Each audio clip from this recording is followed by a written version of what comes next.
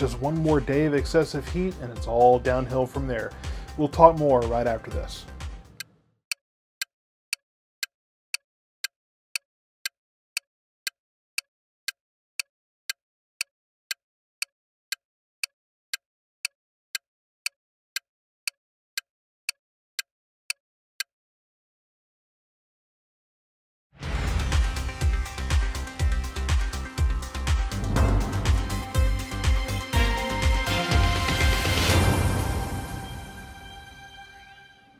I'm just as ready for the change in the weather as you are, but unfortunately we will have to put up with a few, bit of a rough patch. Today's temperatures, tonight's storms, before we can get to the downhill part of our weather forecast. Just a few storms on the radar here, kind of behind the banner there, north of Bridgeport, north of Denton there. They won't make it here. You can see a few specks across Dallas County, some storms across Plano and Garland, teeny tiny little cells that dried up as they tried to make it south of I-30 there.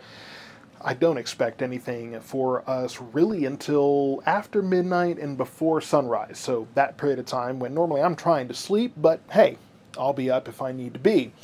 Today, though, it's all about the heat, and this is unbelievable heat for this time of year because 107, 108, 109, overnight tonight we're looking at 81, 82. That's fairly warm for overnights as well. You look at the records, 100 in 1998 for DFW, 101 in Waco in 1990. I mean, this is the record high for right now, and we blew past that right around midday. So yeah, it's just an ugly situation out there, a historic situation, but it does get better.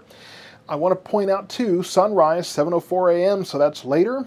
Earlier sunset 7:42 p.m. and yes, that normal high, where we should be right now, is 92 degrees. So very excessive heat, but change is on the way. Fortunately, that change does include rain. This is the drought map that came out yesterday, and it continues to just look ugly. Now, I want to say ahead of time, next week's drought map probably won't include much of the rain we'll get this week, maybe a couple of weeks before we really see the difference there, but hopefully we will get enough widespread rain over the next week or so to start putting a curb in this and start pushing this the other direction. I would love to see this resolved as soon as possible because we need it. Now, with those storms tonight, there may be a few strong to severe thunderstorms, and what's interesting is the tight gradient here. I mean, you look at Cleburne, Hillsborough, Groesbeck on east and, west and south, not expecting really much of anything. But as soon as you get into that line north and east, yes, we could see storms and could be a severe storm mixed in with that or two.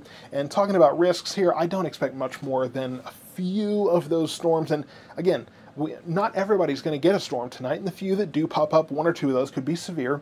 Damaging wind, hail, probably going to be the biggest risks, and at that point I really don't think that we have that great a chance. No tornadoes expected tonight, and not really looking at any flood issues either, so that's just kind of where things stand. So as far as the forecast, we do have a front coming in tonight. It's a weak front, it's not the big one, so I have a 30% chance of rain overnight and then of course going into early tomorrow morning. I don't think that rain sticks around long enough to affect the emergency preparedness fair, but we will keep an eye on that. Some of these have been trending a little later, so I'll keep an eye on that early tomorrow morning. Tomorrow we top out around 100, so we will get a little warm, but we won't be as warm as today. And then yes, we just start tumbling after that. Sunday 97 with a 20% chance of rain. Monday that front arrives, highs are only in the mid 90s.